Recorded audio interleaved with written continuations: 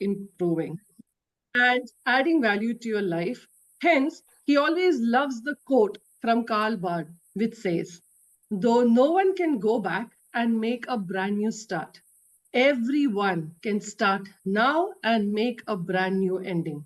It is my special honor to welcome him today as not only a distinguished coach, but also as my trusted guide and mentor in my coaching journey. Welcome, VP. Thank you, Smita. Our second speaker for today, Kuratal Ain, also known fondly as Anne, is the founder of Inspiration Station and Inspiration to Excellence community. She is an accomplished ICF professional certified coach, PCC, a mentor coach, women empowerment ambassador, and the proud recipient of Best Life Coach Award in 2024. She is passionately committed to empowering women to overcome limitations, align with their true purpose, and realize their greatest potential. It gives me great joy to welcome Anne today. She is not only an inspiring coach, but also a very dear friend of mine. And I'm thrilled to have the opportunity to share her brilliance with all of you. Welcome, Anne. Thank you so much, Smita. Thank you. I always feel like it's just an honor to be introduced actually in any platform. So thank you for that lovely introduction. That's nice, Anne. All right. So, ladies and gentlemen, let's dive in. Okay, so here we go. Now, we all know that the coaching industry has evolved significantly. There are more and more professionals waiting to enter this field, and there are more and more clients who are seeking guidance for their growth. Why do you think coaching credentials have become more predominant today compared to recent years? VP. So, some of the important things about coaching credentials, and I would never say that a credential is a must, but I would always say that it is good to have. Yeah, it opens up a lot of doors for you. The one of the most important thing is the learning part. So when you go through a credentialing journey, for example, an ICF credentialing journey, it is very structured and there is a process to it, and there are so many requirements that you fulfill. It is the journey which actually empowers you, that learning journey, It really empowers you with the confidence, with the skill sets, to add value to your client, no matter who that client is. So the learning part is one of the most important thing. I would say you empower yourself to empower others. Yeah, to be able to empower others. So it all starts with empowering ourselves, and that's where the credentialing comes in. Of course, there are a lot of other things like the recognition, the global recognition, depending on the body that you are credentialing with, and there are so many more. Networking plays a big role because you become part of a community, so you network better.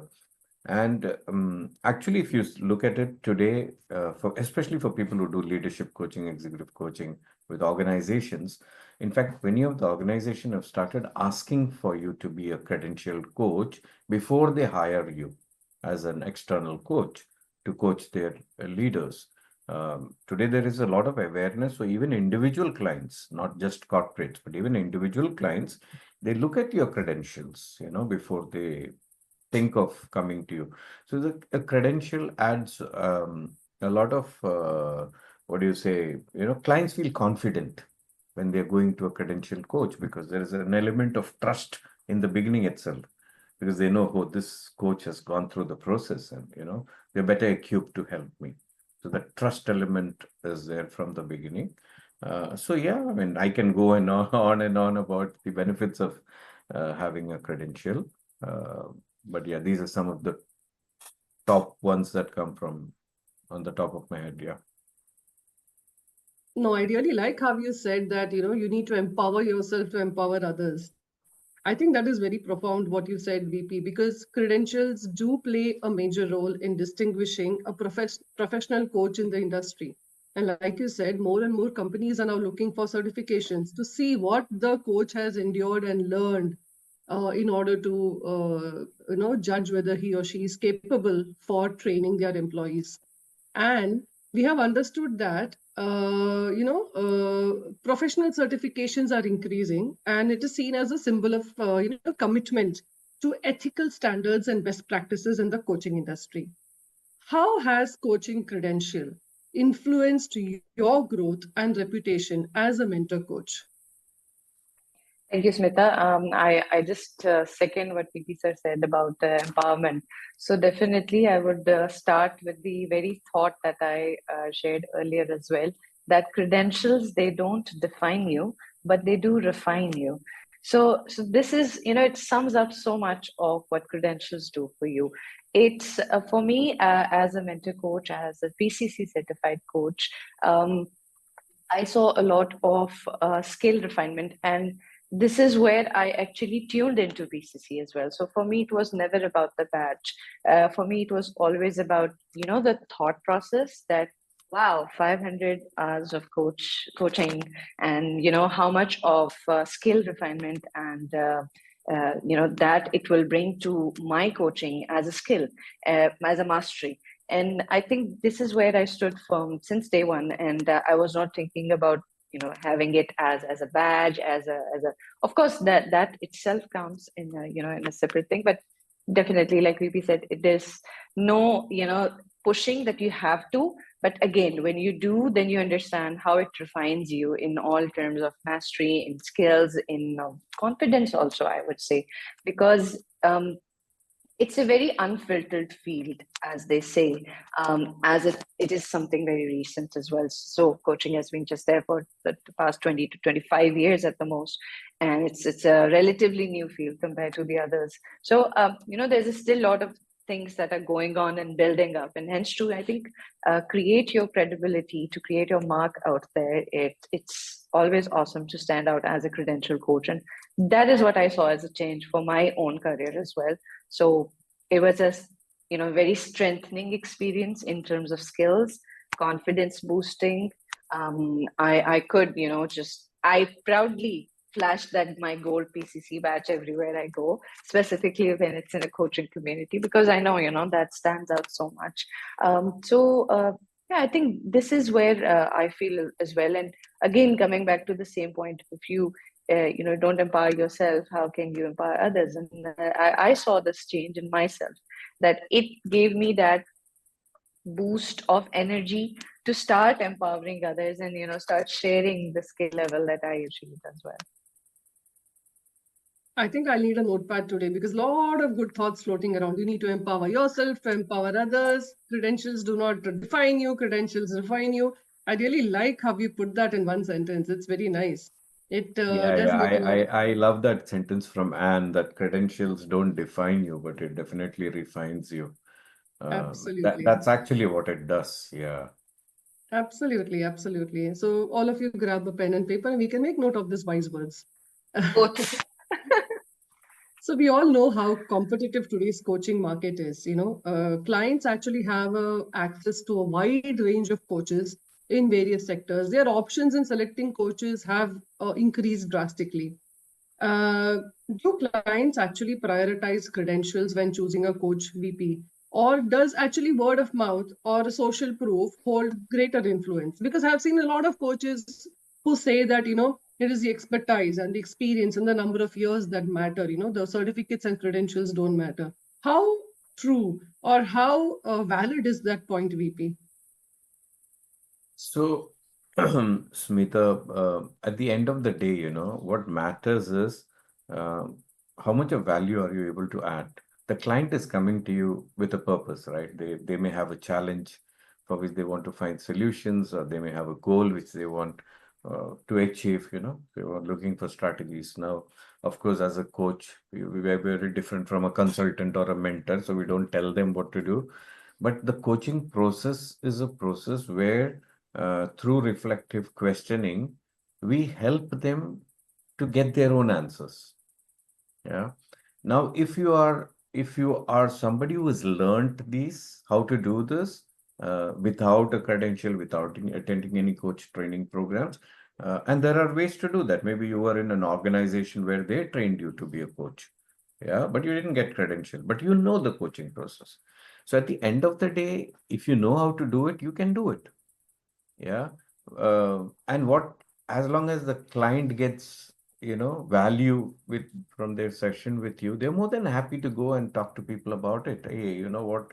I went to Smita and, really she was a good coach, and that's how word of mouth publicity or marketing spreads. Um, but most of the people don't get this opportunity to do the learning uh, from somewhere, you know. Uh, so, so the base starts. So when if I'm interested in coaching, everything starts with learning. What is that coaching process? How do I, what are some of the best practices that come into play when I'm doing coaching? For example, I will just mention ICF competencies, the core competencies, the 8 core competencies that comes in, the coaching ethics part that comes in. Now, these are all fundamentals for a coach. These are all the basics which any coach, no matter what type of coaching you're doing, whether you're a life coach, an executive coach, leadership coach, relationship coach, business coach, doesn't matter. The basics and the fundamentals remain the same. So, attending a coach training program, a credentialing program, um, is easy access to these basics. Yeah, Correct. easy access. Otherwise, you will spend, you can read a lot of books, you can watch a lot of videos, but it takes time for you to pick things from there. But here, you get it all packaged well in a shorter period of time, and then you're good to go. So the moment you do this, what happens is, like Anne mentioned the word confidence. You gain confidence. Yeah, otherwise Correct. you're still like, oh, can I do it? Can I not do it? Can I be, what if the client asks me some questions and I am not able to answer? Or what if I don't know what questions to ask the client? Now, here, when you go through a coach training program, whichever that program is, you're learning stuff in here. You add confidence to yourself. So you confidently, sit with the client to do the coaching session. Um, so that is why that credentialing process becomes so important. Correct, absolutely. This reminds me of another incident. I had an email from one of the candidates. So I was working in HR for a long time. I had an email from one of the candidates, and she had sent me her CV. Now her CV was very basic, only had her personal details, her education, and the places that she'd worked in, very brief. Okay. So obviously I did not shortlist the CV because I did not have the details I required for that position. She happened to call me after 2 days, and she told me that I had sent you the CV. What happened to that? I mean, did you get a chance to take a look? I said, yes, I did look at it, but there were no details. So unfortunately, you're not shortlisted. Okay, then she went on to say that no, no, but if you call me for an interview, I can prove to you in an interview that I am worth this position or I am the right match for the position. I told her, all right, let's give it a shot. I called her, and surprisingly, she was a perfect match for that position and she was recruited. When I asked her, why did you not put things on the CV? Because it would have made it so much more easier for the recruiter to, shortlist her. And because the CV was so bland, she was rejected in the first place. Because she made a call to me, she was lucky that she got recruited. So I think credentials is just like a good CV, you know, a good CV where you put in all your details so that, the recruiter does not have to go around, wait for you on a face to face. So if you have a credential, a coach who has a credential, it is like having a perfect CV, so that you know who exactly you want to shortlist and you know who exactly you want to get for this job. Am I right? Yeah, yeah, opening, the doors open more easily. I mean, from your Absolutely. story itself, the doors open more easily. You come across more opportunities. Yeah, so Absolutely. with the credential. Now, again, like you mentioned, all those learnings and trainings and all that you have already gone through, that stays with you. That adds additional value in the coaching process. So whatever your background is, whatever your experience is, everything counts. Nothing is wasted. But coaching, the process itself is a very simple, but it's good to learn it, before you actually start doing self-coaching or coaching others. And a credentialing journey makes it easy for you to fast track things and get there. Yeah. Absolutely. And tell me, how has obtaining your coaching credentials, you have recently been certified PCC. So tell me, how has obtaining your coaching credentials impacted your practice and how you attract clients? So can you give us a before and after scenario? Hmm. So, interesting for a before and after would be, I think, you know, I can sum it from my very personal point of view. I would definitely go back again to the confidence part. Before it, like VP I was saying, I was constantly, when I had a new client, and specifically, I would be in, I would have cold hands, and I would think, oh my God, what if I make a mistake? What if I am not able to handle it the way it should have been? What if I'm, not able to do justice to her and all that? So, that was a mindset that I, used to sit with before I got my credential. And I'll come to this part that where you gain the confidence as well. And after is that looks like, it's like, yeah, I know I can do this. I know I can do this, and I'm gonna rock this. And Alhamdulillah, I've always seen the impact also that is created. Um, Not that I would say I've seen like a difference in the impact that I was making, because there's much more to that as well. When you connect with a human, right? There's a human connection that is there, which does not need any sort of training or credential for that matter. But speaking from the theme of today, that credentials, they ensure actually that you have that structure in with you. So like VP sir mentioned, with the 8 competencies that we have, the ethics that you keep in mind while getting trained for your credentials, they give you such an impactful coaching structure that it's just like, Smita, I would say it's very impeccable. Like, if you're following the ICF structure, and I say that in my mentoring as well to my mentees, that if you're following the ICF structure, there is no way you will not make an impact with your client, because because of all the nitty-gritties that are involved in there, the ethics, if you follow them correctly, it's like a purely science-based coaching, honestly. And the structure, the steps that we follow while coaching, they actually make each session very enlightened for the client. And this is exactly where I saw the difference as well, that I felt myself more also, because coaching is all about questions, as you know. And while we're asking questions and while we're curious, it's very natural to just go so much into the flow, that there will be if you're not have had a formal training, it's very likely that you fall more into some suggestive or some leading statements or anything. But if you're following the credential path, that will give you that structured training, that what to avoid, what not to say, what actually to say, when to bring in what. So these are some of the things that really, really impact. And it personally, it impacted my coaching practice a lot. No, I agree with that because I had a client who once told me that I am going to unburden everything inside me to you. I am going to speak maybe the darkest truths or darkest secrets during my Mm, session. How do yeah. I know I am in good hands?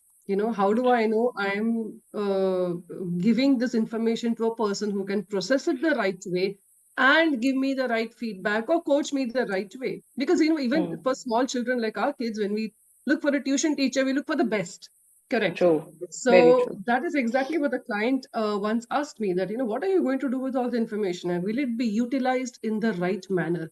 That actually True. hit me because the client obviously wants the best coach. Very Okay. true. And like you told, that this entire journey of credential gives you a formal training, which adds a structure, it gives you tools, it gives a deeper understanding of various coaching methodologies. Uh, can I, one I also wanna yeah, I also wanna add something actually here in context to what you're discussing and what you just said. It's like, see, when we have an issue, like if you have God forbid an issue with your heart, or you have a specific issue that you understand what is the problem physically, then you always will opt for a specialist. right? You do not go to a GP. You go to someone who is a specialist in the field. So basically, credentialing is what makes you a specialist in the field.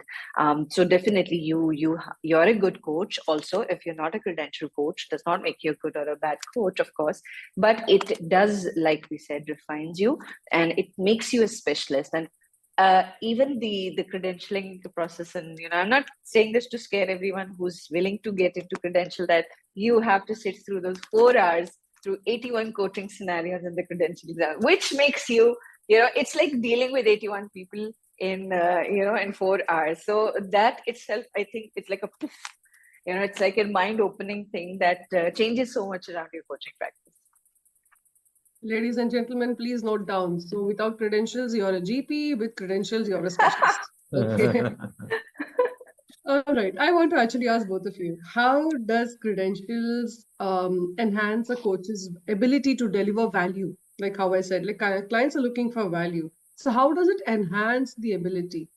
Even if they have multiple years of experience without any formal certification, in your opinion, uh, how does that actually change the entire outlook of the client towards the, of the coach towards the client in terms of delivering value to the client? Um, Smita, when there are many definitions of coaching, yeah, but the ICF definition clearly states that it is partnering with the client in a thought-provoking discussion, the exact words that they use is partnering with clients in a thought-provoking and creative process that inspires them to maximize their personal and professional potential. Now, uh, to do that, yes, sometimes as mentors, we do it. Sometimes as friends, we do it. It's not that we have not been helping people. Yeah, all through our life, there have been people helping us. We have been helping others. But when you take them through a coaching process, and I always say that the coaching process is an empowering process. Yeah, you empower people. Yeah. For example, if somebody comes and asks me, a team member asks me, hey, VP, I have this problem. What do I do about it? The first thing as a manager or a leader, I would say, oh, no problem. You do this, it will get over because I've experienced it. I know how to sort that out. Now, am I empowering that person if I do that? Actually, no, because I'm just giving them a ready-made solution. Next time they have some other problem or similar problem, they'll come back to me for the solution because they know that, hey, he will tell us what to do. But in a coaching process, we don't do that. We want to liberate that person, we want to make them free. We don't want them to be dependent on us as a coach. So we take them through an empowering process where we help them through, like Anne mentioned, and we mentioned earlier, through reflective questioning. We help them to, dig deep into themselves and find their own solutions and answers so that the next time they have similar issues, they're not dependent on anyone. They know how to do that. So, for example, coming back to this team member of mine, if they come and ask me, VP, I have this problem. So, as a coach, the question that I would ask is, what do you think we should do about this? What are some of the options that we have in front of us, which could help us? Now, what am I doing? I'm asking a question to help the team member think. Yeah.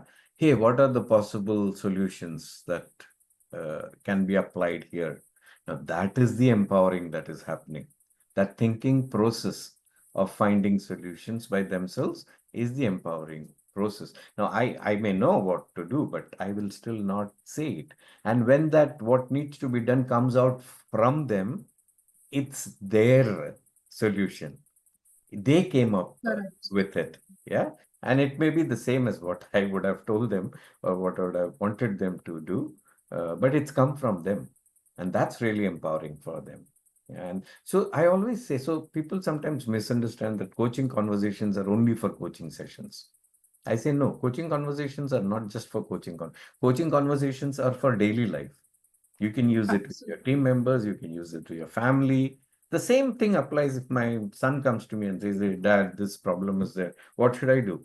As a parent, we are always, tuned to telling, giving advice, giving solutions like this. But as a coach, we hold back and we put across a question, a reflective question that what do you think we should be doing? What are some options that we have? Blah blah blah. So that's and going through this credentialing journey helps you to pick up these tips quickly. Correct, Uh, correct, Else it correct. takes a lot of time. I'm not saying that you will not learn things without going through it. You will, but then, yeah, you will be doing it at that pace. Here you will be picking. And here again, the credentialing journey doesn't end with credential. Yeah.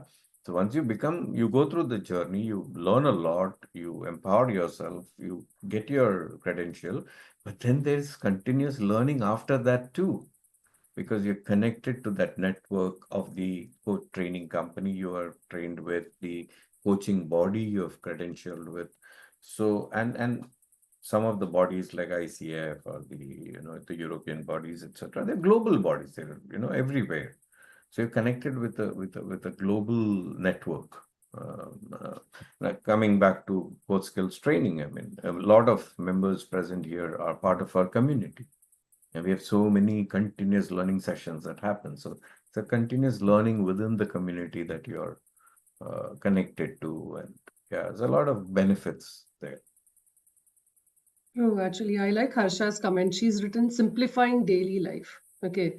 Harsha, actually, there's an incident which I got reminded because of that. There was this one person who came to me because the latest trend is now having a chat GPT coach. Okay. So you put anything on chat GPT and then you listen to what chat GPT has to say. You try to put that into your life and then you realize it's not working out. So there is this trend of putting your daily schedule on ChatGPT, and ChatGPT tells you how to organize your day. Okay, 7 o'clock wake up, 9 o'clock do that, have breakfast, eat, sleep, whatever. There was one person who was overwhelmed because he or she could not follow ChatGPT. All right. So it is come to a part where there are virtual coaches. People try to follow that and then they feel overwhelmed and upset because they're not able to do that because they think that is the standard. Okay. So again, that is the part where there is increased competition in the coaching space, whether it is real coaches or virtual coaches. And it is very essential for us coaches to demonstrate both skill and professionalism.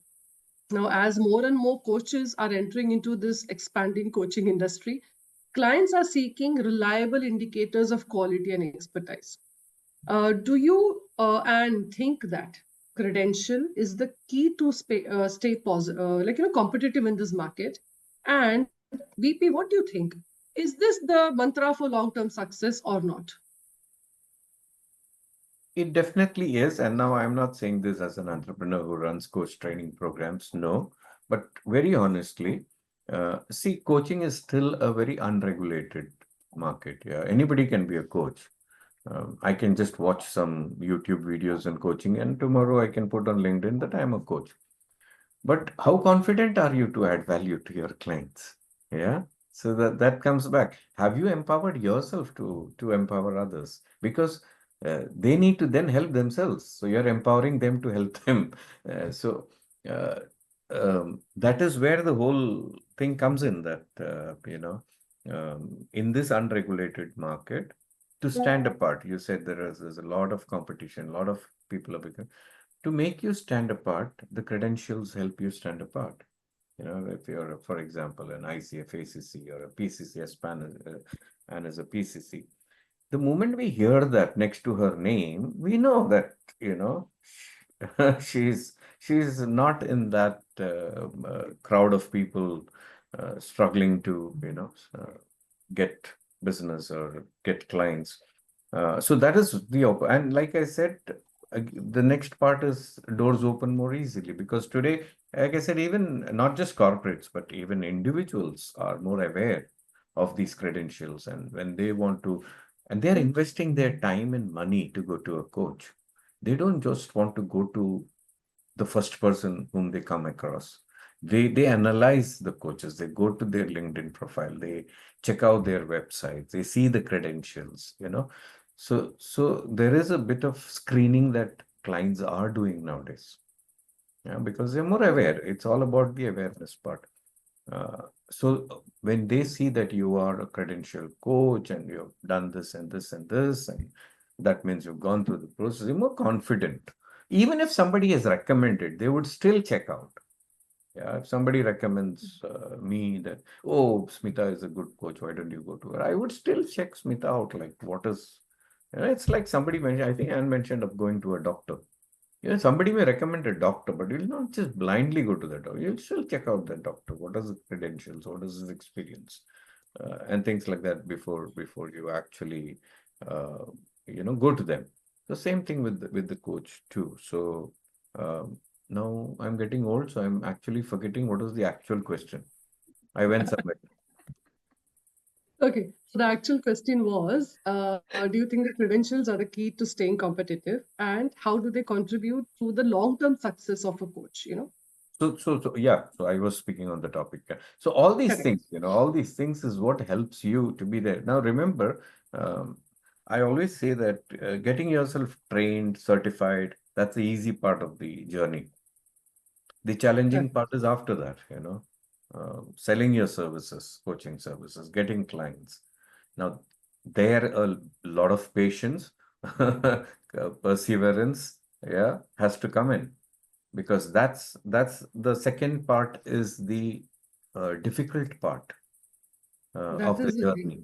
Yeah, and Absolutely. that's a different ballgame altogether. But if you are fully empowered here in the first part and you're fully set here, then the second part becomes easy. Then marketing yourself become easy, attracting clients become easy. Yeah, but if this first part itself is not on a solid footing, then what happens is the second part becomes more challenging for you. So that is Correct. how things are connected. Correct. Correct. So in the Uh, long run, yes, definitely it opens up more opportunities. It makes you more confident. It adds more value to the client, and then the client is more than happy to give you testimonials or speak to their friends and circles and their network. So it's a chain reaction. Yeah, true, that's true. Actually, I have a comment from Bill here. He's written, I have tried a few AI coaching tools and they work to some extent, and they're cost effective. However, I have hired a business coach because I need that human touch. So I think Bill speaks for all of us when we say that, Yeah, you need a real live face-to-face human being talking to you 100%. when it comes to coaching. Yeah. So again, I And would say yeah, here, Smita, that what works for you works for you. Yeah, Yeah. absolutely. So there is no one size fits all. Each one of us are different. Our likes are different. What we are comfortable with is different. Some people like AI, they like technology, they're fascinated by it. And if it works for them, why not? But some people, they are not so comfortable, uh, with True. AI. They prefer a human being in front of them. yeah, They, so that's what works for them. So, like I said, it's a very open thing, and it's a ever evolving thing. There's so many changes that, especially on the technology side, there's so many things that are changing. So we need to see what works for us, as a coach as well as a client, and then decide Yeah. accordingly. As long as the client understands how to filter what works for him or not, and not fall into the loop of I am not worth it or I'm not able to cope up. That kind of a loop is very dangerous loop. Yeah, yeah. Because remember, if you're going to an AI, a technology coach or an AI coach, there again, I'm sure I haven't tried it, but I'm sure they will throw up some, like you mentioned, give them a schedule and what to do. Yeah. Now, see the Correct. difference. They are again, they're actually like a mentor. They're telling you what to do. Yeah. yeah, But if that person, if your friend had gone to a coach like Smita or Anne, you wouldn't tell them, you wouldn't give them a schedule. You would help them to come up with their own schedule, which is comfortable for them based on their life, which they know of in the best way. Yeah, a machine would not know about our life, but we know. We know exactly what's good for us, what's mm, possible, what's not possible. So when a person comes up with their own schedule, it's very different from somebody else giving them a schedule and saying, oh, okay, I think this is the best schedule for you. Go and do it. So Absolutely. that's the difference. Correct, correct, correct. Actually, ethical practice and high quality of service is crucial in building the trust and delivering, of course, impactful coaching experiences.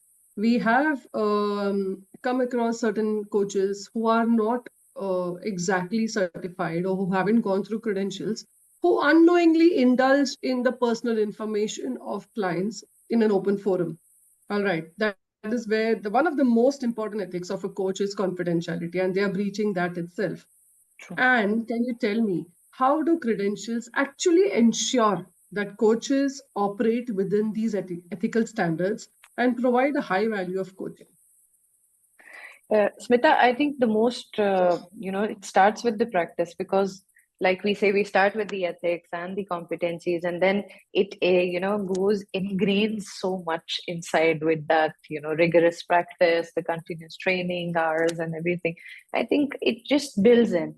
So the other day, somebody was telling me something, and they're like, "Yeah, I hope you don't tell it to anyone." And I'm like, that part of my brain I feel has it's been muted permanently of sharing someone's information because we abide by so much of confidentiality that I think and it is I feel it naturally now comes to us, of for just going into, I think, yeah, it is all about the training, it's all about the ethics that you work under, the training hours, the exam process. The more you study, the more you're understanding how important the confidentiality part is, and this also ensures a lot of quality that you're delivering in terms of your coaching and mentoring. And when you were speaking earlier as well, and I was reflecting on the part that I see a huge difference in the type of people that have been approaching me since I got credentialed. So it's been almost 1 month and 1 year and 3 months for me since I got credentialed. And the main part is that people who understand what coaching is. So if they're exactly looking for a coach, because I'm a counseling psychologist as well, I'm a therapist too. So for me, the two ends of spectrum, I hold them inside me as a coach and a therapist. So when they're looking for a therapist, then there's very less likelihood of them asking you for what you've done, or what, because it's like they understand that it's fine, this person is a therapist. But because coaching now, the credentials thing, and it's all becoming very much coming up to the surface as an awareness for a lot of people, with the ICF actually doing such a lot of good work. And there are other bodies as well in Europe side as well. There are other bodies that certify people, but ICF is a gold standard considered in most of the part. So I've seen the filtered people that are coming to me, they understand already. And like VP sir was earlier saying, that it's due to the fact that they understand when there's PCC written next to your name. And like for me now, example, when I see someone with an MCC title, I'm like, wow, 2,500 hours of coaching. Oh my God, what does that actually make you? So this is the type of mindset. Definitely someone who understands coaching will know that a credentialed person is somebody you need to approach. And like earlier he was mentioning as well, that there's more specifically when it comes to corporates, right? They will never approach anyone who's not a credential coach, because they understand the quality that needs to be delivered to the clients, and hence they are very particular in that. But even Smita, I've experienced because in this part of the world, in the Asian side, it's still a new thing. So many people, they still come and ask you what is actually coaching, so they're not aware of what coaching is. But I've personally had clients who've been from US and Canada and other parts, because I do mostly my work online. So for them, it is super important to know your credentials, because coaching has been is an established market there, like for a while now. So people understand what coaching is in that part, and there have been a lot of non non-certified coaches. Like VP said, a lot of people call themselves coaches, just like that. Like I'm a life coach, and specifically a life coach. It's like I can take care of your life. So yeah, life coaches are not people who are supposed to take care of your life. That's a spoiler alert for people who call themselves life coaches. But yeah, definitely, Smita, credentials they are a game changer from all aspects in my point of view. Just to I add agree, on, actually. Yeah, Smita, yeah, just to add on to what Anne said, now when it comes to the confidentiality part and the coaching ethics part, this becomes very, very important. And a correct. client will only open up when they are sure that this is in place. Yeah. That is why people who go through a credentialing journey, whether it is ICF or EMCC or whatever, there's a lot of emphasis given on this. Yeah, so this becomes part of us as a coach. Right? I cannot reveal anything about this session. Of course, as case studies, we may mention some part of it as a case study without naming anything or any client or anything. But otherwise, the complete, the discussion, whatever happens, stays with just the two of us, the coach and the client. And there's a lot of emphasis given on this. And also, before we start a coaching session, as we learn in the coach training programs with us, there's something called pre-framing, where you actually Correct. inform the client, and this is to guide the people who are not aware, because sometimes they think, oh, I go to a coach and they'll tell us what to do. The reason being, as mentioned, it is whether it is Africa, Middle East, Asia, just emerging markets, is awareness getting created about coaching.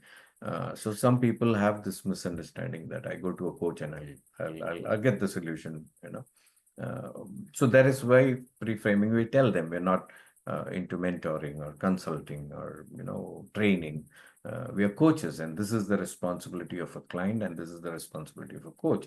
And these are some things that you can, and only then, if they are comfortable with that, do we get into a coaching session. Yeah. And then, of course, there Correct. is the coaching contracts that is signed, which mentions everything in detail. So everything is very transparent, and there is no hanky-panky, nothing. And once you do that part in the beginning, then the client becomes more confident of this relationship. There's a more trust element comes in the relationship, and that's the time when they open up to you. Otherwise, you will be True. breaking your head asking questions and you won't get anything from them. But they True. actually open up only after they become comfortable with you. So That is again, correct. that is a process. That is a process. We learn how to do that. Uh, you know. Yeah. Actually, I like how Harish has commented. Harish has said, credentials help you know the difference between a quack and a pro. I really like that, Harish. It is true. It is true. And now my concern here is, Sorry, Smita. Somebody has mentioned in the chat whether we'll have a Q&A session. We'll yes, definitely yes, have I a have Q&A replied. I have session replied. I have replied. towards We the will end. Yeah. definitely have Q&A in the end, so don't leave. Stay tuned. My concern here is now most of the clients do not know a difference between a coach, a mentor, a counselor, a therapist. They all think it's all the same. All right. Hmm. And all these industries are very unregulated, if I can call that. Okay. Like the absence of credentials can actually lead to potential legal and ethical pitfalls. So, VP, what do you think are some of the risks that coaches face when they're practicing without any certifications? So one of the things that we learn during the credentialing journey is you know, where to stop. And that is very, very important. Uh, Hmm. of course, you brief the client about your role as a coach, what you are, what you are not, what can be expected from you, what cannot be expected from you. But as you go through the coaching process and you reach a stage where you feel this person needs much more than coaching, maybe he needs a therapist or a counselor, or maybe even a psychiatrist intervention. That's when you stop, you know, and tell them that this is required. In countries like US and all, I think you need to even inform the authorities. For example, the client as you do the coaching is talking about hurting themselves or hurting somebody else, then that's the time to stop and inform the authorities. But like I said, yes, in many parts of the world, it's an unregulated thing. So you need to probably inform the family or, whoever needs to be informed, or you tell them that, hey, you know what, you need much more than coaching at this stage. I think you should consult a counselor or a psychiatrist, and then probably refer them to the right person. And this is part of the training that we get through the credential journey. We learn where to, stop and recommend them to the other professionals instead of, oh, no, no, I think I can solve this, and then get the client into serious trouble, So don't get into areas which is not coaching unless you are a therapist or you are counselor or therapist or whatever. If you are in that role, if you have the qualifications, the knowledge, the training to handle that, then yes, of course, you can do that, because as human beings, we wear multiple hats, So I can be a mentor, I can be a coach, I can be a trainer. But when I do one role, I'm doing only that. I can't mix things up in the same. If I'm doing training, I'm doing only training. If I'm mentoring, I'm mentoring. If I'm coaching, I'm coaching. If I'm doing therapy, I'm doing therapy. Uh, so yeah, the distinction needs to be very clear, and this is things we learn through the credentialing journey. What is what, and where does Hmm. our role start and where does our role end as a coach? True, true, true. Actually, after listening to both of you, I'm sure the non-credentialed crowd in this meeting today have understood the importance of credentials, and we are all 100% looking forward to attaining some credentials ourselves. So now, VP, can you tell us, with these numerous certifying bodies that are offering you different type of coaching credentials, it can be sort of overwhelming for somebody who's trying to choose the right one. How can you evaluate and select the most appropriate credential to align with their needs? So we are aligned with the International Coaching Federation. Most of our programs are ICF approved programs, yeah? And we help people earn the ICF credentials, ACC, PCC, MCC. That does that mean that you should go only through to an ICF credentialing process? No, you could choose EMCC. There are other bodies available, whichever is convenient for you. But check out. But I always tell people that when you're checking out coach training programs, there are a couple of things that you need to keep in mind. One, first and foremost is, of course, the credentialing, the certifications, and the body. Second is the trainer who's going to take you through the training, from whom you're going to learn from. Uh, what is the third is the after program support that you get. Remember, I always say that the training is just the end of the training is the beginning of your learning. Yeah. So post program, what kind of support do you have? What kind of continuous learning is happening within that community? How big is that community? Now that becomes very important. So check that out too.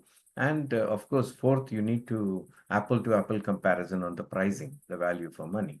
I mean, okay, these are the things that I'm getting, and this is the price versus that is what I'm getting there, and that is the price.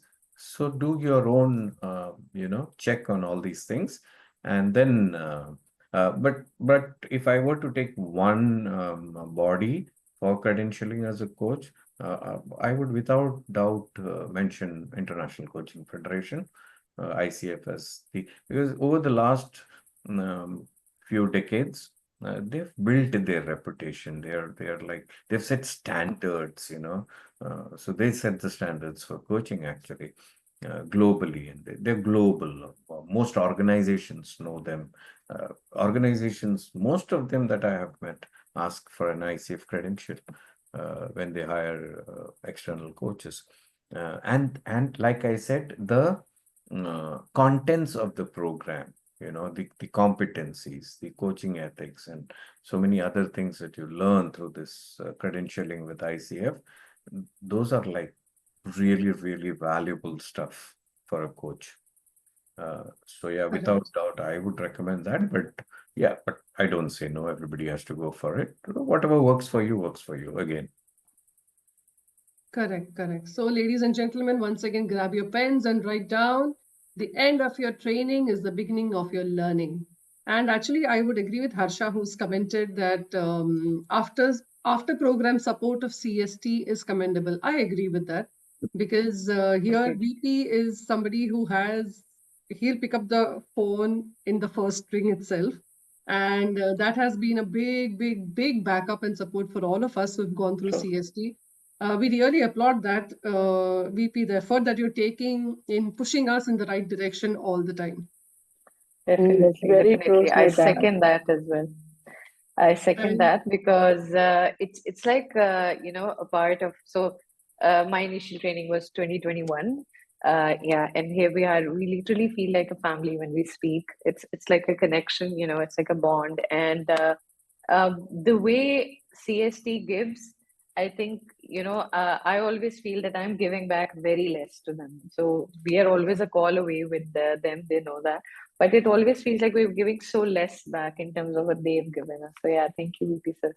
So the idea, as I always say, the idea behind coach skills training or CST is the vision, larger vision is not to just run a business where we train people, get them certified, no, and help them in whatever way we can. It's to build a community of people, empowered souls, a community of empowered souls who not only help themselves but also help a lot of others through their coaching, through their therapy, counseling, training, whatever they do. So indirectly, we play a small role in touching so many lives, and that's what is the vision for the business. And yeah, thank you guys. I mean, you've all been amazing people, part of the CST community, and we continue to do a lot of stuff together and some good stuff together. Yeah, thank you very much. now comes the most important part. After we get our credentials, we think that we know everything. We know all the tools, we know all the methodologies, but there is one part which many coaches forget, and that is continuous learning. Mm. Does a coach actually require continuous education, periodic credentialing to contribute to her ability, his or her ability? So that is And how where most of the sorry, Anne, did I? No, no, no. Carry on, I carry was on. also- No, that is where most of the credentialing bodies, whether it is ICF or EMCC or any other body, they have a requirement where even after you get a credential, that credential has a validity. So ICF certifications are valid for 3 years. And then to renew your certification, you have to go through certain mandatory learnings, we call them CCE, continuous coaching education. So you need to like gather around 40 CC units, So why do they do that? To ensure that the coach doesn't get a credential and stop learning. So there is continuous learning that happens. Um, so you are upgrading yourself and you're empowering yourself continuously so that you're able to add value, to the client. So continuous learning is very, very important, not just for the renewal certification, but even otherwise. Uh, that becomes a big part of the process of empowering yourselves to keep getting better as a coach or any role that you're doing, not just coaching. This is applicable to every sphere of life. And what is your take on this? How important is Uh, continuous learning for you? my take on this is, first of all, definitely one thing that he mentioned that from a practical point of view, it's so important. But from my own, my mind works like here and there. So from that perspective, I feel like, the vitals on a life machine. So when they're moving up and down, it's an indicative of life, right? So when they go straight, it's like that's it, you're dead, right? So I think when you're not learning anything, you're in like you're moving in a very straight path. It's like that's it. It's gonna end one way or the other. But keep moving things up and down, because that's a continuous process of going through learning. I never leave a chance to learn anything new and anything that is actually applicable. I think, that's like, there's a quote also that says, like, the day you think that you've learned enough is the day your life ends. So it's like that actually. When you think that you know pretty much everything, that's it. Yeah, and I'm looking forward to, yeah, to more and more mention learnings. That to reminds me of Mahatma Gandhi's quote. He says that live like you'll die tomorrow and learn like you'll live forever. All yeah. right. There's So, another line which I remember connected to this. Don't be a person who is dead at 30, buried at 60. uh, Because by Yeah, the time you're 30, you've finished your education, you think it's you've very arrived and true. that's it. Yeah, But you may live, be alive definitely till 60 and get buried at 60. But then it's as good as you're dead at 30 because you true. stopped learning. Yeah. Even And speaking from a and daily life and perspective, it's and please go especially ahead. in today's very competitive market, very competitive world, absolutely. whatever profession you're in, you cannot not learn continuously. You'll be out of the market. Yeah. Yeah. Whatever field you're in, not just coaching. Continuous learning is so necessary. It's non-negotiable. You need to be, up there with the game. True. Otherwise, otherwise Correct. you're out. Yeah. Even It's very organizations, for that matter, stagnant. they need to Yeah. keep evolving based on the uh, changes that is happening. The True. customers' preferences may change, government regulations may change, technology may change. So many things can change. And you need to be, up there making those changes accordingly. So similarly, yeah, you get credentialed and all, but after that, what's depending on what's happening in the world, you need to keep evolving uh, as a coach, Absolutely. as a person. Yeah. Absolutely. Even when we shortlist CVs as an HR professional, when we shortlist CVs, we always see what are the trainings, what are the certifications that the person has taken continuously. All right. No matter what position, no matter what experience that person has, a candidate who has done trainings, courses, even if it is the free LinkedIn online courses, okay, we will give more weightage for that person than somebody else who maybe has a better experience. The reason being that we know this person can learn, we know this person can evolve, we know this person can change with times. So it is better for that person to absorb the culture of the organization and things like that. So this continuous learning not only applies in our professional life, it also applies in a personal life also. And in every aspect, in every field of our life, we should always apply continuous learning. All Very true, right. Smita. I think we never know enough. We never know enough. That is what I think every day. Like when I get up with that mindset, I think, you never know enough. Even if it's, I feel if it's not evolving, it's like, the continuous that hunger to learn should always be there. So, yeah. And It should formally be like also, a like VP sponge. said, yeah. And formally also, like VP said, already mentioned that to pursue a credential and to renew them as well, which I will be also doing soon.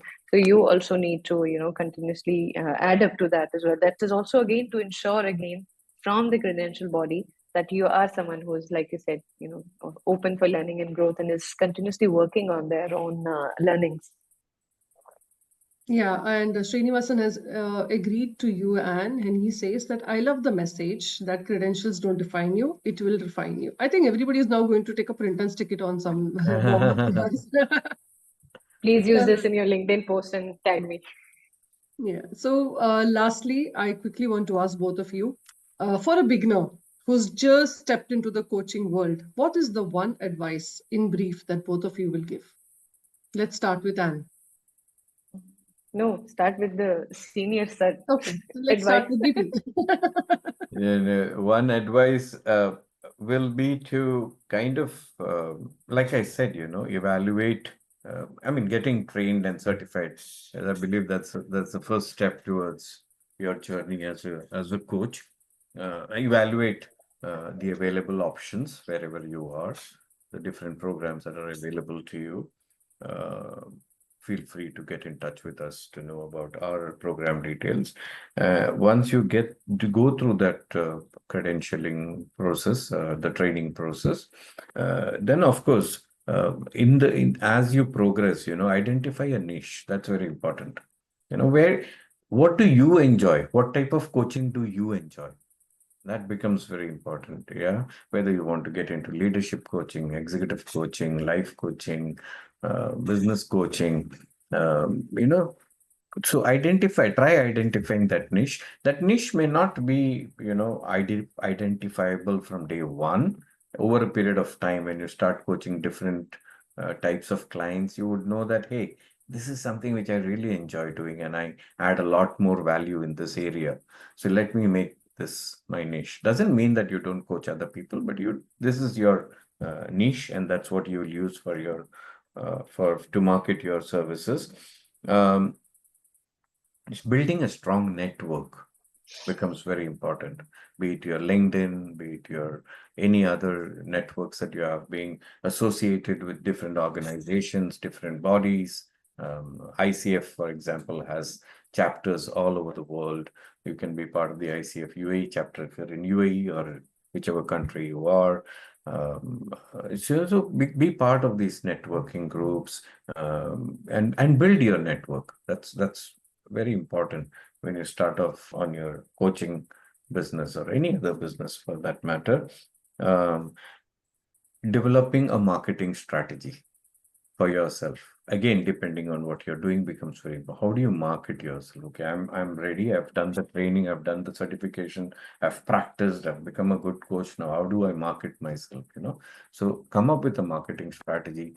Maybe you are not fully familiar or aware of how to come up with a marketing strategy. Talk to someone who can help you there. Yeah, your mentors, your friends, your peers, whoever it may be. Speak to them and co-create something which is, within your budget, something which works for you or within your control to manage. Not all of us can spend a lot of money initially to market ourselves. So, but there are ways to do it without spending a lot of money also. So come up with a marketing strategy that becomes very, very important. And don't think that you need to be perfect from. Is something happening on the screen? Yeah, somebody has opened the whiteboard, but let me just.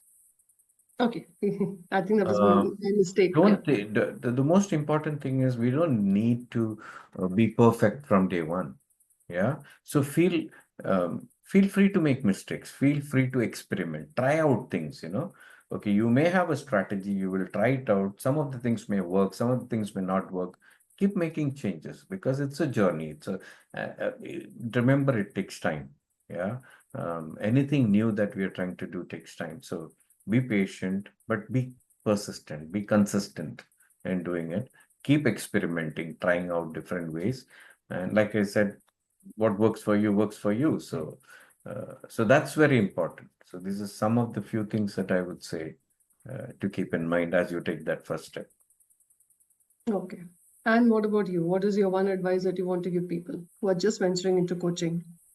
Yeah, so first of all, like VP said, and I also actually followed the same thing, that to talk to people. And VP sir knows this very well on how much research I do before I get into something.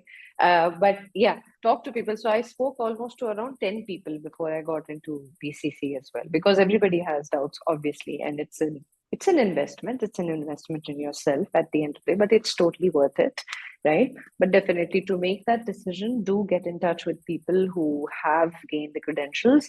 From my experience, what I tell my mentees as well now, that if you're not very sure, and if you're someone who's still clouded, that should I go for a credential or should I not go, then the best way is to approach it step by step. Go to ACC first, do your ACC, see how it works for you, see how it becomes a game changer.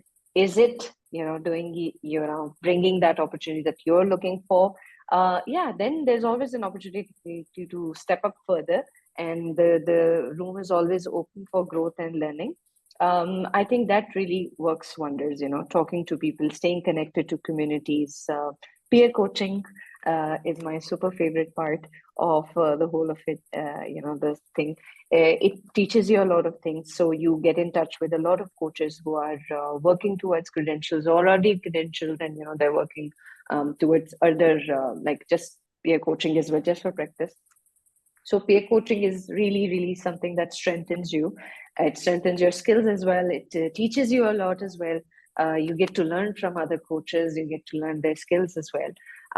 I was connecting with globally with a lot of coaches from all over the world, literally. That was a great learning for me. Apart from the awesome training and learning that I got through CST, there was a lot of other learnings that followed. The styles, right? I think that is pretty much the first thing that I would suggest as someone who's stepping into the industry and all that. So connecting with a lot of people, basically, like VP sir said, that builds that connections and teaches you so much thing. But during all those things, yeah, stay very open to learning, and you never know enough is the way to go. Whenever you connect with someone new, you always feel that there'll always be a learning. Actually, the whole thing is just keep your mind open to that. That's pretty much it. The niche, yeah, like VP sir mentioned already, the niche is important to understand, but again, enjoy the process more than just the goal end. So I'm a very goal focused person. I always have goals in my mind, but then I don't stress out on my goal. I'm like more focused on enjoying the journey. And that really is something that changes your mindset around a lot of things. So it just releases a lot of stress from you. So yeah, credentials, when you're pursuing a credential, my takeaway and my learning also was that initially everybody just so gets over, oh my god, 500 hours, oh my god, so much hours, oh my god, how will I do this? So that is what it overwhelms you. Just don't focus on that. Start focusing on building that skill. Just I was not literally, when I was logging my hours, I did not start adding the numbers till I saw the sheet filling up like real, just not to overwhelm myself. I just did not add the numbers because I was like, I'm not concerned about the numbers. But when I reached a certain number and then I added and then I realized it's 250. And that's where I said, now accelerated, because now I've reached somewhere, because that had, changed a lot of things internally at a skill level. So yeah, I think that is the only thing from my side. And as a niche also, I've changed my niche 3 times. So don't worry, you'll also end up somewhere. We all do that. I started as a happiness coach, and then I was, I don't know what coach I was after that. And then finally, now I'm a woman mentor coach, and I hope to stay here in this place for a while. So yeah, don't worry about anything. I think the main part is, yes, enjoy the process more than anything else. So, That is, so the thing is, you don't need to trap yourself into a niche by, yes, yeah, like I said, you have a niche, and that's where you use for your marketing and stuff like that to yeah, put yourself out. But that doesn't mean you don't do other types yeah, of thing. You still true, do that, yeah, as and true. when that you have a client who wants that. So Yes, block put yourself. yourself Yeah, into a corner. No, I'll do only this. No, no, no. You never. coach, you Yeah, can coach in anything. But yeah, this is your niche, or this is where you want to focus on. true. Yeah, wonderful. Actually, we are taking away a lot of wisdom from today's session. And we really appreciate how you have addressed all the concerns that non-credentialed coaches have. I have kept one message, the best for the last, okay, before we step into the Q&A session. So Avin Fernandez has written, he has very clearly outlined what exactly a coach is. So according to him, C stands for coming along, O stands for observation, A stands for asking questions, C stands for communication or connection, and H stands for holding accountability. I think this is very well summarized as to what a coach is and how a coach has to function. Thank you so much, Avan. It was very good one for us. All right. So we will now. Owen is a very close friend and is joining all the way from Europe. Oh, wonderful. We can see lovely Europe on the Thank you, background. Owen, for being part of this session. Thank you so much, Avan. All right. So let's now do one thing. We are running short of time. We will jump into the Q&A session. I have one question here, which Sanjukta has put on the comments. Sanjukta, I haven't forgotten you. I just kept the question for the Q&A session. So she is asking us, Are the ICF accredited courses also accepted by other coaching bodies, or do we need to do separate courses from them also? Yeah. Unfortunately, these are all, so like I said, there is no government regulated body which kind of, regulates the coaching thing. So these are independent bodies. They're not linked to each other.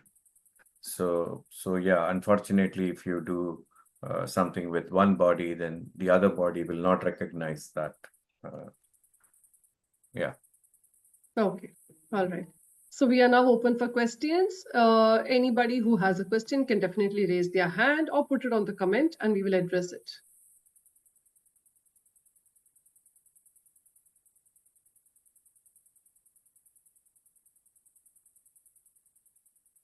In fact, I have a question for Avin. Is Avin here? Yeah, Rahaf sorry. wants to Sorry, unmute. before I, yeah. Rahaf, yes, please do unmute and ask a question. Hi everyone, how are you? Actually, I have a question, but it has so many parts, so it's not one question.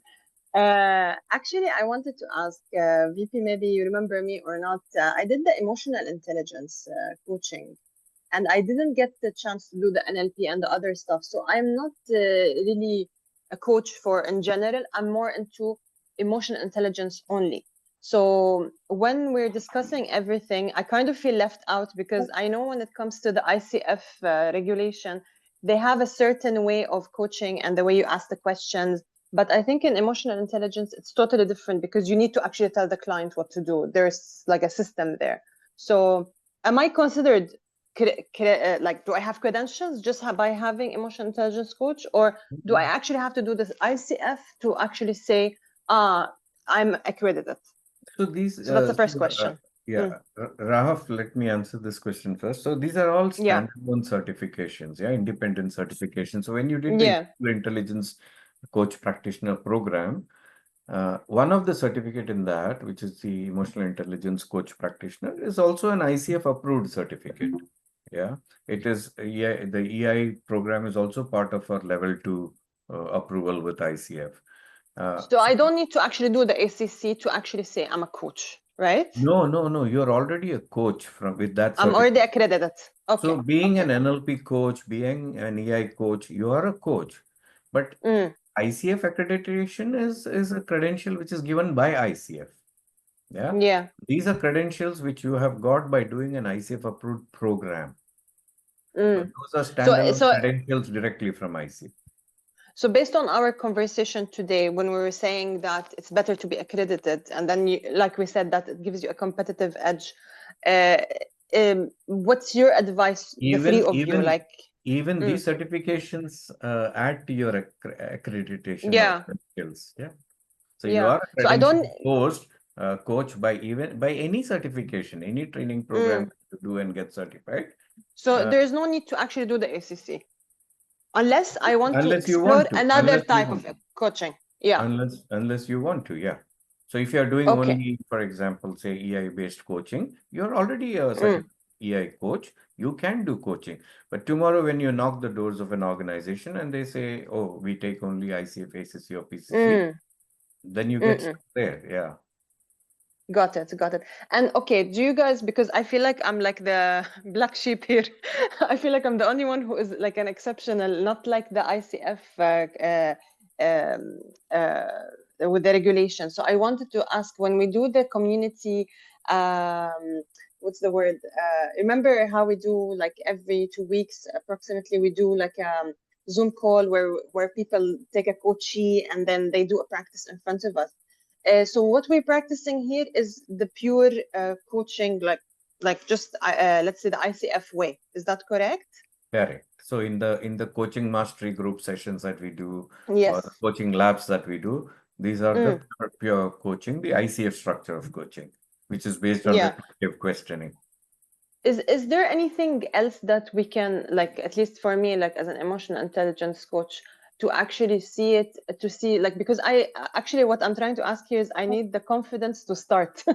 I'm not able to, I need that push, and I want to see like how would I be able to maybe some support from you guys or some community that we can, I don't know what is that, how do I start? How do I just start doing Okay. it? You know? Let's have this. Let's have a chat outside this Okay, session, probably. outside this conversation. Yeah, Okay, yeah, yeah. perfect. All right, Great. no problem.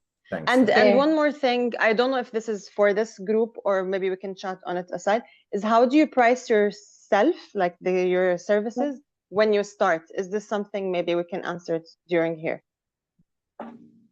So the pricing again depends on each training company that you approach.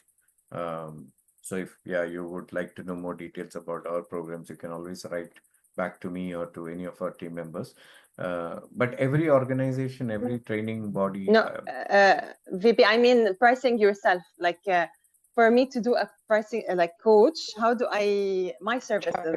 How do like your It yeah means how does she start uh, charging? so yeah exactly. when I first asked this question to one of my mentor, many years back, he said you charge as much as you value your time. Now, there are many coaches who would like to do a lot of coaching at a reduced price. There are some coaches who would like to do few coaching, but at a higher price point. So it all depends on what value. So, but if you ask for some generic pricing, between $100 to $300 is what usually people start charging, when they are new to coaching. But then as they become more experienced and depending on the business they have, the business they want, Yeah, they will, but we can always adjust their pricing. So there are some coaches I know who charges so high that they're okay for people saying no to them because they don't have the time.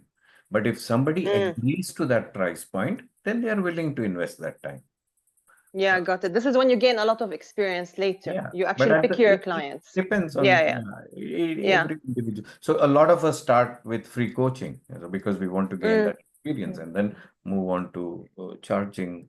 But credentialed coaches definitely can charge a higher price than the uncredentialed coaches. That is Okay, a so fact. as a credential EI, I can charge like you said between 100 to 300. That's like an ACC. It's not like the ACC will be charging more than me. Would that be the So case? there No. are accredited coaches who charge even 500, $1,000. Mm, Yeah, but it all depends got on, it. yeah. Again, Okay, whether so we are will. you charging an individual client or are you charging a corporate? Because again, the price is. Yeah. It's true. Thank you so May I much, add, and sorry for may I add take something time here? from all the. No, Yeah. I want So to add then, something to Rahaf. Rahaf, the whole thing to understand is that the ACC and the ICF, this makes you a globally recognized coach. So your certification, like VP sir already said, it does certify you as a emotional intelligence coach, and you are doing that. But globally, to be recognized as as a global standard coach, VP sir, am I right? Yeah. That stemming stand out as a global, from a global body accredited. So that is the perk of having a credential over what you have right now, right? So to pursue that. And to add to that also, VP sir also definitely will guide you. And we also run a community of women coaches by the name of Empower Her. You can get in touch with Smita, maybe can, or I can send you. Yes, We yes. we have, it's a 100 plus coaches there, and very fully action-packed group who practice a lot of coaching. So yeah, feel free to join that. Perfect. That will be Great. amazing. Thank you so Thank you. much. Thank you, everyone. okay, I think Maha had Sorry, a I think question. Maha, you had a question. Yeah, Maha, you can unmute yourself. First of all, thank you so much for this session. And actually, I don't know if it's a question of concern or maybe I'm asking an advice from you. I just completed my course as a practitioner. And I joined the groups, I joined the peer group. Yet I feel that I still cannot start yet. I feel no, I still need to learn to review all the material that I have studied, read the book, summarize it. So I do not have the courage to start and do, okay, I'll start a coaching session or even start it with my classmates or my peers. I feel no, I still need to learn, need to attend a lot, listen a lot before I do that step. So, what would you advise me? I want to take an advice from the experts, and I do not know what is my niche. Still, VP sir, can I answer her before Yeah, you? please go ahead. Anne. yeah. Yeah, Rahaf, because Maha, because I've been in your place, right? Mm. And this guy, Mr. VP Menon, my mentor, was the one who pushed. So there was this one day I was talking to him, and I was literally in this exact mindset that, you know, I need to maybe study. When will I do this? Uh, and you know, I spoke to him one day, and he was like, you know, just start because you're already trained. That's it. You don't have to wait. Don't sit on it thinking the best way to start, and that's it. I think that was it was like that. I think right words at the right moment sort of a thing. I instantly went into one of the communities I was trying to get into and was trying to build up. So I just messaged that somebody wants to be coached, and here you go. In the next 2 hours I was coaching someone, and it's a game changer. So start doing it. Don't think too much over it. You're already trained, you have the skills, you know, have the know-how. Just, you know, just go out there. There are a lot of communities. CST gives you a lot of options. Under Inspiration Station you have a community as well, just like I was mentioning to Rahaf. So there's a lot of peer coaching places. And then again, in peer coaching, it's the safest corner because you don't have to be scared of, you know, anyone judging you as well. Everybody's right there just like you, practicing and moving forward. So yeah, that's my little advice for you. Over to you, EP sir. Yeah, Thank yeah. you so much. So I always say, getting trained, getting certified, credentialed, etc. That is a process which you will do. But at the end of the day, doing is the key. Yeah. So people come to me and say, "Oh, let me attend one more program, let me read one more book, let me watch one more video, and then I will start coaching." Sorry, you will never be a good coach. Because you start coaching from day one. From the day you finish your first coach training program, you need to start coaching. And that's where the peer coaching comes in. Coach your peers, make mistakes, learn from it, get feedback. That's the only way to become. The only way to become a good coach is to coach. Simple. There's no other way to become a good coach. There's no rocket science involved. It's just, applying whatever you have learned and practice, practice, and practice, and practice. And you will find that the first coaching session is very, very challenging. The second becomes less challenging. By the time you're on your 50th coaching session, you feel super confident that, hey, this is like I can do it very easily. By the time you finish your 200th coaching session, you're a super coach.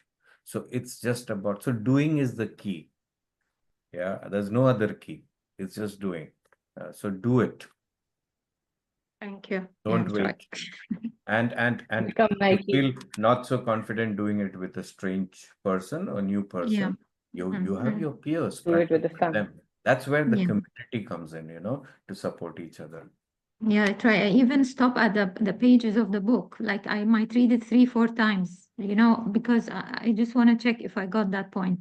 But yeah, I'll try to move on. It is the move on, I think. It is the moving Yeah. forward that I still lack, which is I'll So do keep it. practicing Thank you. with your peers. Yeah.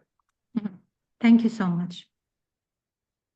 Okay, the link to Great. I think empower it's her. 11:30, Smita. Yeah, So yeah. The link probably. to empower her has been shared on the chat. Ladies who want to join can join. Okay. And Bill, we have also shared the website. All right. Yeah, so For the legal website, consultants. sorry, Smita, you probably put the wrong I link. put the coach Yeah, skills. Yeah. so we are still using the old website, uvconsultants.com. We Okay. have rebranded ourselves to Coach Skills Training. The new website will be launched soon. Yeah. Okay. Absolutely. All Can right. I, Okay. Yeah, I can I Bill, think ask a Bill there was wants to something. question? say something. Yeah. Yes, may I ask a question, especially of UVP, if I may, because you look more my age than anyone else's, and it is about age.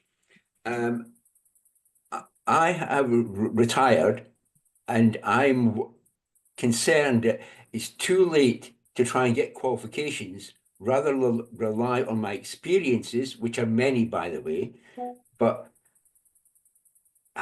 is it not too late for me at 78 to try and get some qualifications because your life expectancy is maybe 80, 90. It's What do you? never too late. What would you As say, they VP? Let me rely on you, please, VP. No, so what I would say, Bill, is with all that experience and knowledge that you already have, you will be able to add a lot of value to people whom you interact with, be your mentees or your coaching clients or whoever they are, your training participants. Where does a credential, and it's never too late to get a credential because it's just going through the process of getting it. Maybe a lot of things that you are learning in the journey are things that you already know, but at the end of the day, yes, you in turn add value to your peers with whom you're going through the journey. And then at the end of the day, yeah, the certificate matters because people do look at certifications. And yeah, it helps you with all the other things that we mentioned at the beginning. There are certain organizations which have certain specific requirements with the coaches that they use, and things like that. So it opens up doors, it opens up opportunities, it helps you to get connected to that global community, and things like that.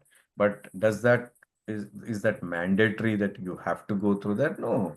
If you feel comfortable, if you feel, hey, this is something I want to, do it, then yes. But otherwise, yeah, I mean, with all that knowledge and experience that you already have, I'm sure you're already helping a lot of people in different ways and adding value in whatever you do. And may you cross 100 plus, Bill.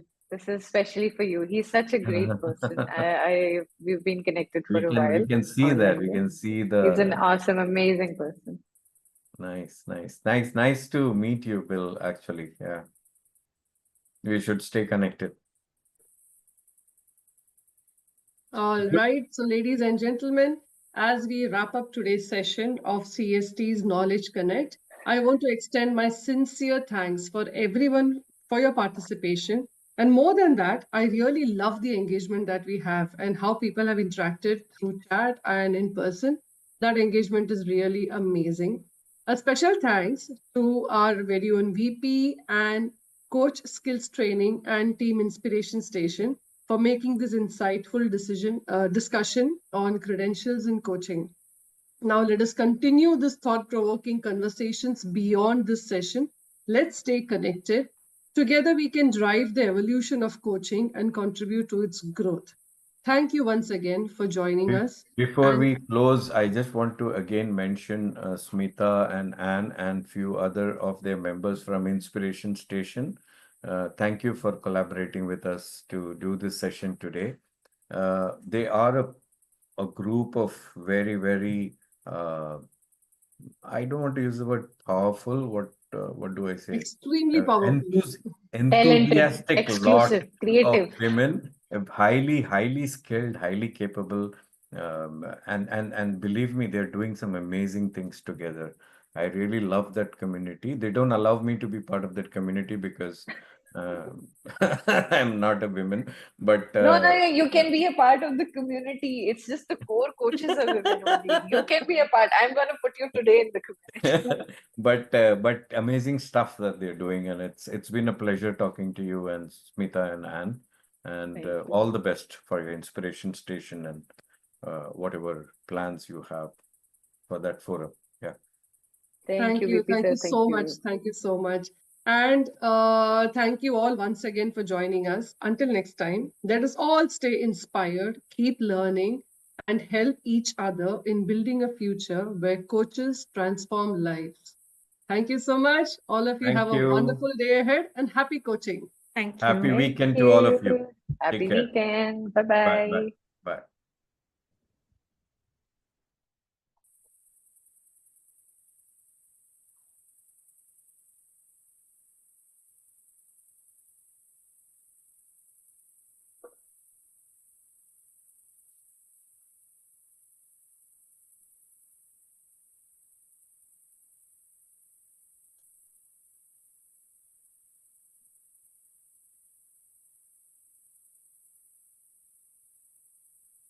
Okay.